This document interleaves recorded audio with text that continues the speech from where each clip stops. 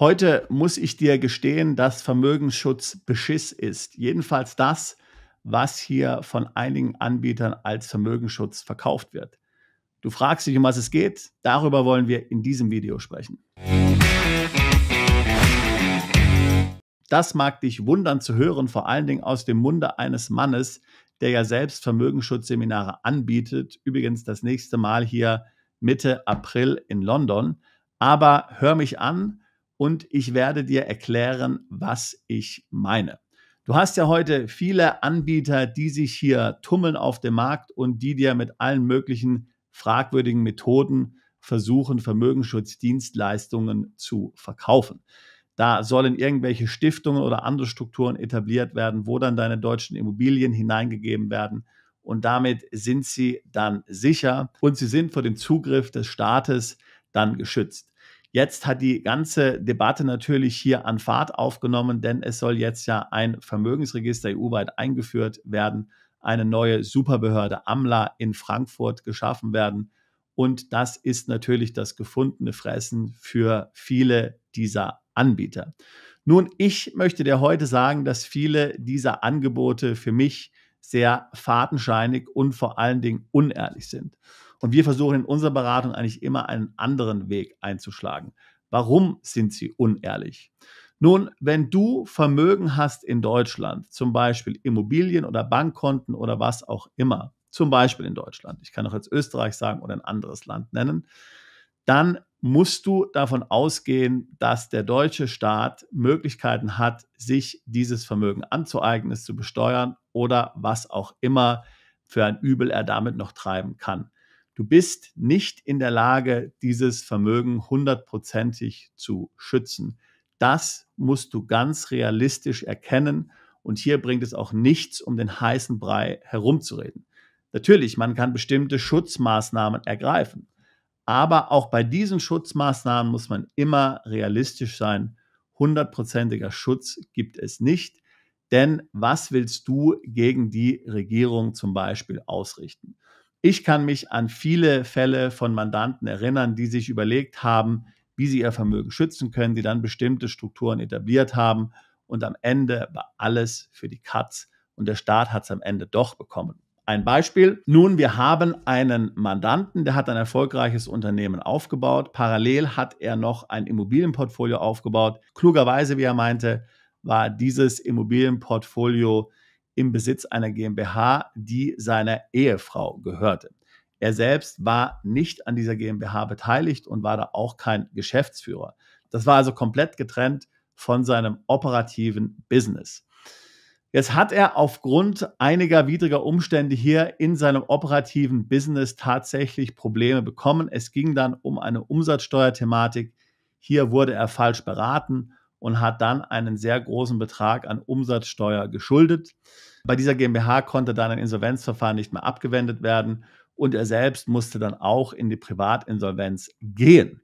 So, jetzt kannst du dir vorstellen, wie sich dieser Insolvenzverwalter hier verhalten hat, wie der hier gezappelt hat wie ein Fisch an der Angel, als der realisiert hat, dass hier die Ehefrau des Mandanten auf einem Immobilienportfolio im Wert von mehreren Millionen Euro sitzt, während der Mann sagt, hier, ich muss die Hosen runterlassen, ich habe nichts mehr. Was gestimmt hat, es war komplett die Wahrheit. Er hatte wirklich nichts mehr, denn es hatte seiner Frau alles gehört. Ja. So, jetzt kann man sagen, okay, was kann der Staat da wirklich machen? Ich meine, das wurde ja alles korrekt so strukturiert. Seine Frau hat korrekt diese Immobilien über die GmbH erworben.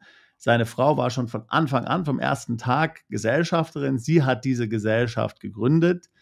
Was kann der Staat da wirklich machen? Nun, du hast völlig recht. Direkt kann der Staat natürlich nichts machen. Also soweit, dass der Staat sich die Immobilien rausklaut aus dieser GmbH, soweit sind wir Gott sei Dank noch nicht.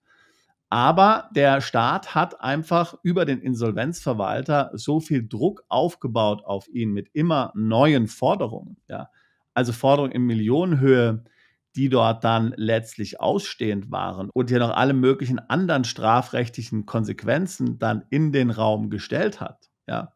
Er ist nicht verhaftet worden, ja, wohlgemerkt. Ja? Aber es wurden halt hier immer weiter die Daumenschrauben letztlich angezogen. Und es ist ja klar, du kannst dir vorstellen, wenn auf einmal ihm hier vorgeworfen wird, dass er letztlich 10 Millionen Euro an Umsatzsteuer unterschlagen hat, dann ist es natürlich komplett was anderes, wie wenn der Betrag nur, was weiß ich, 200.000 sind oder so. Ja.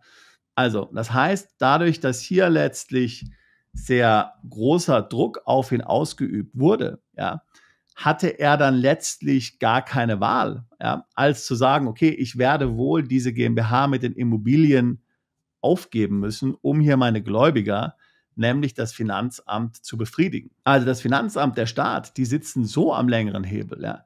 Die haben dann auch noch angefangen, seiner Frau dann Druck zu machen und der dann auch noch gedroht letztlich, ja, mit allen möglichen Konsequenzen, ja, sodass dann am Ende auch noch die Ehe auf dem Spiel stand. Ja. Der Staat muss sich ja nicht einfach hier brutal was nehmen. Er kann ja einfach anderweitig so viel Druck aufbauen, dass du dann einknickst, dass du dann nichts mehr machen kannst, weil ja du dann nicht nur dein Hab und Gut verlierst, sondern vielleicht auch noch deine Freiheit, deine Ehefrau und weiß ich noch. Ja. Und ähnliche Fälle, dort gibt es viele. Wir hatten Mandanten, die haben in der Schweiz gelebt, die hatten dort Schweizer Konten, die sind von Deutschland in die Schweiz umgezogen. Dann wurde ihnen irgendwas vorgeworfen vom Finanzamt in Deutschland, wo sie davor gelebt hatten. Und ruckzuck haben die Schweizer hier die Schweizer Konten gesperrt. Ja. Auch hier hat sich der Mandant besonders sicher gefühlt, weil er in der Schweiz gelebt hat, weil er Schweizer Konten hatte. Aber Pustekuchen, nichts gewesen. Ja. Hier wurde ihm letztlich das Geld vom Schweizer Konto blockiert. Und dann musste es an den deutschen Staat bezahlt werden. Hier über Amtshilfe ganz normal innerhalb von einem halben Tag, ja, wurde ihm hier das Vermögen in der Schweiz auf den Schweizer Konten genommen. Die Schweizer Behörden sind extrem hilfsbereit gegenüber den deutschen Behörden. Sie zwingen sich hier sozusagen geradezu auf und wollen gerne helfen. Ja. Sie wollen nämlich absolut keine deutschen Steuersünder hier in der Schweiz haben. Da kannst du dich nicht sicher fühlen. Das heißt, ich komme hier wieder auf die Themen zurück, die ich schon vielfach erwähnt habe. Vermögensschutz, das heißt vor allem internationale Diversifizierung. Also sich eine Immobilien GmbH aufzubauen, die dann für zig Millionen und Abermillionen Immobilien hält, finde ich höchst problematisch. Ich hätte das Vermögen aufgeteilt. Es war ja alles versteuertes Geld, ja, was in diese GmbH geflossen ist. Ja. Man hätte ja dort weltweit Immobilien und so weiter kaufen können. Das wäre dann schon sehr viel schwieriger gewesen, hier irgendwie dagegen vorzugehen. Und vielleicht hätte man es ja auch so machen können, dass man letztlich es gar nicht groß hätte anmelden müssen. Es kommt ja immer darauf an, wem das Ganze dann gehört und wer der tatsächliche wirtschaftliche Berechtigte ist. Ja. Internationale Diversifizierung. Ja. Es kommt auf deinen Wohnsitz an. Am besten hast du nicht einen Wohnsitz, sondern je nachdem, wie hoch dein Vermögen ist, bieten sich mehrere Wohnsitze an. Ja. Geld verteilen, Vermögen verteilen auf verschiedenen Konten in verschiedenen Ländern bei verschiedenen Banken. Darauf achten, dass die einen nichts voneinander wissen unter Umständen. Ja. Das sind so die Strategien, die man hier tatsächlich anwenden muss. Natürlich immer voll im Einklang mit dem geltenden Recht. Ich würde dir nie empfehlen, irgendwas zu machen, was hier gegen das Gesetz verstößt, in den Ländern, wo du wohnst oder wo du jetzt hier geschäftlich aktiv bist. Die beiden Mandanten, von denen ich dir gerade erzählt habe, das sind Mandanten gewesen, die haben sich auch beraten lassen, ja, von Beratern zum Thema Vermögensschutz, von Anwälten und so weiter und so fort. Und hat auch der Berater gesagt, das ist doch eine super Sache, eine Immobilien GmbH, die deiner Frau gehört, da ist dann alles drin. Pustekuchen. War leider keine gute Idee. Oder der andere Berater sagt, ja, zieh doch mal in die Schweiz so, mach dein Konto auf und so und pack dein ganzes Geld dahin. Tja, hat leider auch nicht funktioniert. Ja. Also, das heißt, globale, internationale Diversifizierung in verschiedenen Ländern, verschiedene kleinere Töpfe möglicherweise in verschiedenen Ländern zu haben, Immobilien in verschiedenen Ländern zu haben, Konten, Firmen und so weiter und so fort. Und natürlich dein Hauptwohnsitz sowieso. Ja, keine unbeschränkte Steuerpflicht in Ländern wie Deutschland. Das ist extrem wichtig. Lebst du zum Beispiel in einem Land wie UK, dann ist das vielleicht steuerlich nicht so günstig, aber die ganzen Meldepflichten, die es in Deutschland gibt, was zum Beispiel ausländische Beteiligung und so weiter betrifft, die gibt es hier nicht. Es gibt keine Wegzugsteuer, es gibt keine Entstrickungsbesteuerung, du kannst ja einfach gehen, ja, wenn es dir nicht mehr gefällt. Das ganze Drama wie in Deutschland, das hast du nicht. Also, ich würde dir ganz stark raten, alles, was du zum Thema Vermögensschutz, zum Thema Asset Protection hörst von irgendwelchen Anbietern, dir ganz genau anzuschauen und dich hier nicht, auf gut Deutsch gesagt, bescheißen zu lassen. Du musst immer damit rechnen, dass was du in Deutschland hast und du in Deutschland lebst, kannst du nicht 100%ig absichern. Deswegen macht es trotzdem natürlich Sinn, hier es abzusichern, soweit du kannst. Aber es ist wichtig, dass du diversifizierst, dass du nicht dein ganzes Vermögen an einem Ort hast, sondern an verschiedenen Orten, wo es dann auch nicht den Regierungen der anderen Länder möglich ist, darauf zuzugreifen. So ohne weiteres. Wenn dieses ganze Thema auch für dich ein Thema ist, dann würde ich mich freuen, mit dir ein Beratungsgespräch zu führen. Link packe ich hier in die Beschreibung dieses Videos mit rein. Wir helfen seit fast 20 Jahren Mandanten dabei, ins Ausland umzuziehen, Vermögen zu diversifizieren, Vermögen zu schützen, neues Vermögen aufzubauen. Ich würde mich freuen, auch dich bald zu unserer Mandantschaft zählen zu können. Bist du Unternehmer, Freiberufler oder Investor? Zieht es dich schon lange ins Ausland?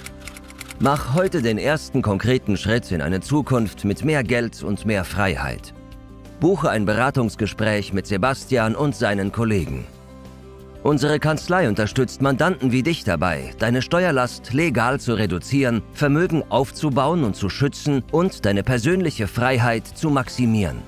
Profitiere jetzt von unserem Fachwissen und unserem Netzwerk. Gehe zu mandatierung.com und werde Mandant unserer Kanzlei.